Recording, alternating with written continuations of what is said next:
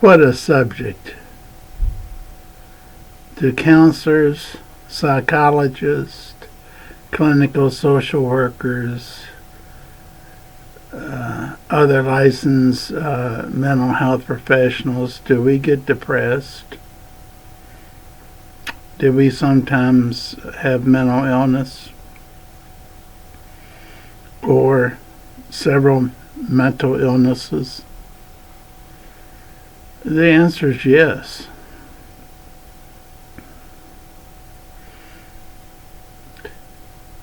I think it takes a crippled soul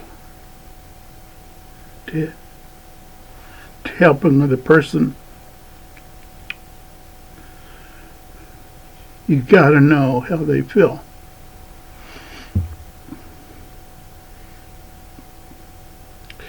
Well,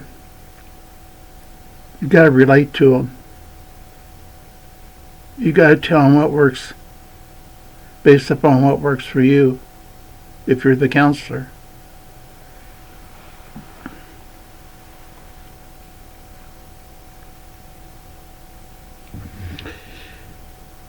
Listening to 8 people a day that are crippled mentally, lost their job, had the spouse leave, had someone die, grieving over a child that just died, affects us who counsel. I hate the word counsel. Could we use a different word? Could we use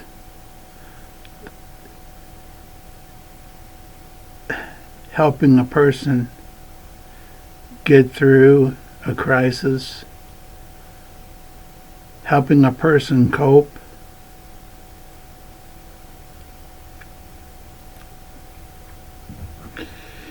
Day by day, week by week. There is no time limit for grief. I hate to spoil anyone who told you that. I hate to spoil their advice. Everyone's different. You got to remember that. Time does not heal. Does not heal. All hurts. There's a lady that's in the hospital that's been there for years. I don't know whether her husband died or left her. She never recovered. The grief is still there. She's still in the hospital. It's been years. Why am I telling you this? Because we all go through ups and downs. We call them mood swings if they're not too bad. And we all have mood swings. We get fired. We get disciplined at work. We can't find a job. Our company is closing down. That's not quite as bad as grief. That's more of a, oh my gosh, I'm depressed. What am I going to do? We'll get the yellow pages out of the phone book and start looking for places where you'd like to work. And I've instructed people to do this. This is the days when computers weren't the ideal way of putting your resume up. But I would instruct people. I hate the word instruct, don't you? I would tell people this is the way I've done it. I would call this is actually how I got into this field of mental health, substance abuse, and all that goes with it. When I couldn't get a job, I would look up all the mental health facilities, clinics, hospitals. I had already tried applying at the human resource. They give you an application, you fill it out. If you don't hear anything from them again, you call them back. Maybe 6 months later, they said, fill out another application. We throw them away after 6 months. I was told that. And then I thought, who does the real hiring? Is it human resources? Only in a pinch. If the manager of the floor that you're working on, or I say the floor, but the department that you're working in, if they don't have someone that's a supervisor, then human resources may say, okay, let me go and check out the resumes, and we'll pull in the best 2 or 3 resumes and check them out through the human resource department. That never happened to me. I never got a phone call back after putting in an application. What I did do, and I think it'll still work for you if you lose a job, and this is not the name of the course, the name of what I'm presenting, the video, but what I did was I'd call and ask if I could be connected to the department supervisor of alcohol, in my case, alcohol and drug division treatment. And I'd get them on the phone. This is what I did. I got job offers from everyone I called. But not when I called. I said this. I said, this is Jim Wortham. I said, I work in the field of alcohol and drugs. I would tell what my credentials were, my experience. And I would say, I'm moving, this is true, I'm moving from Louisville, Kentucky to Madison, Indiana. And I called 4 facilities here from Carrollton, Kentucky, which is right across the bridge, to here, Madison, Indiana. I said, I'm just calling because I work in the field that you supervise in, and I just wondered if I could send you a resume. I know you're not hiring anyone. I know you probably got a full staff, and but just in case someone quits unexpectedly or moves, at least could you keep my resume on file? I would say within a week, a week or 2, I got calls from them all. Because they were the ones that knew who was quitting, who was getting fired, who was moving. Human Resources didn't know. You don't go to Human Resources and say, I'm quitting. You tell your supervisor. So, having learned that, after going 3 years without a job, after being credentialed, 3 years without a job, because I was barking up the wrong road, which was calling Human Resources. Now, let me tell you, it put me into depression. I mentioned this. I went into depression, picked up a habit with a drink,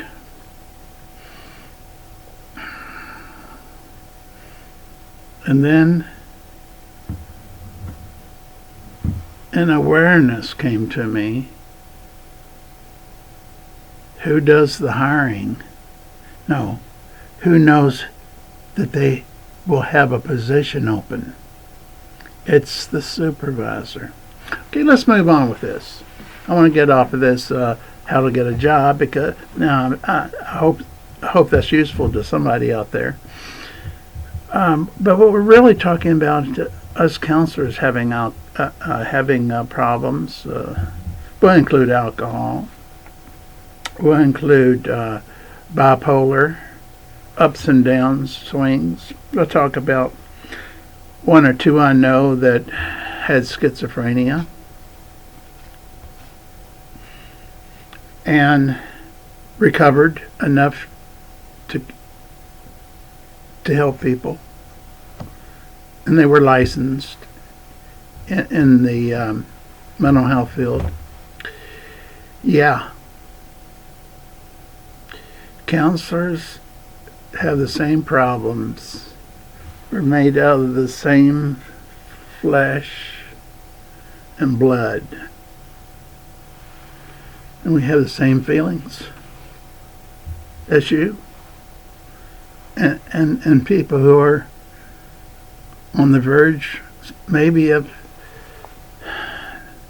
wanting to know if they should end their life. People think, oh gosh, you have all the answers. No, but I'll be there for you. I'll be there with you. I'll walk with you. We'll find a way to get you through this, as long as it takes to do it. But that doesn't stop me from being depressed or anxious or not able to sleep at night. And some nights I wonder if I even slept, because I have sleeping problems too. A normal problem, if you watched other of my videos, sometimes I won't even sleep at night, or it'll be 2, 3, or 5:30 in the morning before I fall asleep. And let me, since you and I are sharing here, the very medicine that helped me sleep, I switched doctors. That was supposed to be higher level, internist instead of a GP. He took me off my sleeping medicine. I was doing great on the sleeping medicine. But you know what he said? You're too old for it. All the magazine articles in the medical field say, cut the person off after a certain age, and I was that certain age. How's it feel to go all night without sleep, or fall asleep at 5 o'clock and have to be at work at 8 or 9? How's that feel? How did taking me off sleeping medicine, because the sleeping medicine had a bad reaction with a couple people or several people, didn't have any negative effect with me until I was taken off of it.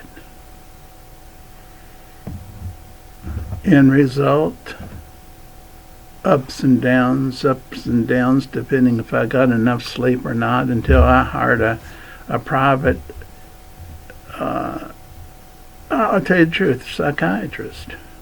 A private psychiatrist I found. They can prescribe things without getting in trouble. They can prescribe that medication that helped me sleep. It wasn't even a narcotic. It wasn't a narcotic. It wasn't like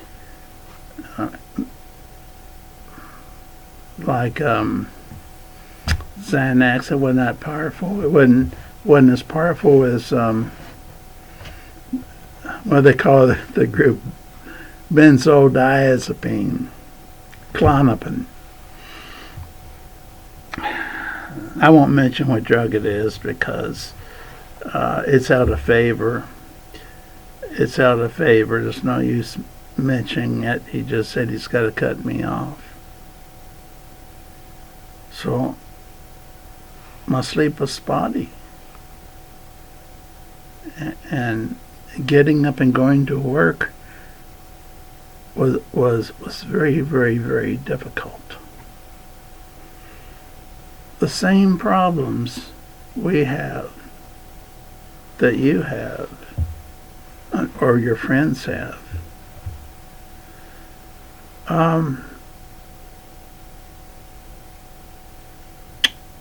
Here's some advice.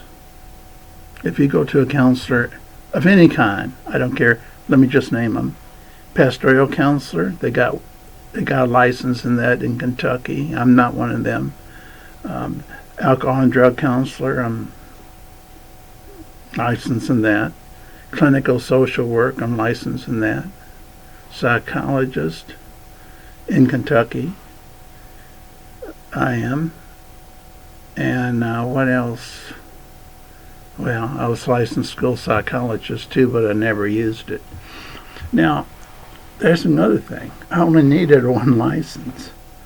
But because I was failing so bad in school, college, graduate school, and finally got it. Got the degrees. I went for every single one of those licenses that I could and got them. I'm not proud of that because all I needed two. I needed one for alcohol and drugs if I specialized in that, but insurance companies weren't going to pay because that wasn't a license in every state. So I had to have one of the other ones, clinical social work, marriage and family. I had both. I share that because it was hard to get this stuff. It was hard. I had people tell me, professionals, that I'd never be able to work privately. You know, why should people come and see me? I had to work through all that. I had the same problems everybody else had. But I was a counselor, and I had the licenses. But I had the same problems, finding jobs, dealing with depression, dealing with other lack of sleep disorders. Okay, well, I spilled my guts to you, didn't I? So, what I was going to end with is this. If you don't get along with the counselor, don't reschedule. Go to another counselor. They're not going to give you any drugs, so you won't be doctor shopping for drugs. You've got to have someone with rapport and empathy, not sympathy. You don't want them feeling sorry for you. You want them feeling what you feel. And then say, I think we could take some steps this way, and they'll help. Okay. Thanks for listening. I don't know what I'm going to title this one.